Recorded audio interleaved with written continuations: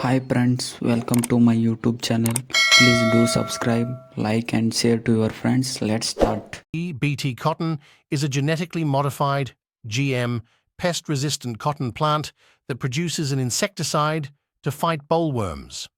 The Bt in Bt cotton stands for Bacillus thuringiensis, a common Bt soil toxin bacteria gene is that cloned produces from a the toxin bacteria that kills and certain expressed in insects plants to provide resistance to insects without the need for insecticides.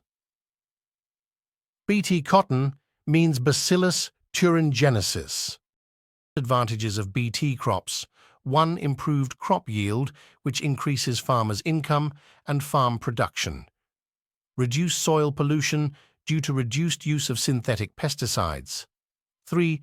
Protection of beneficial insects. Production of disease-free crops due to reduced pesticides. 4. More productivity in a small area of land. Some examples for GMO plants: 1. Bt brinjal, resist to insects.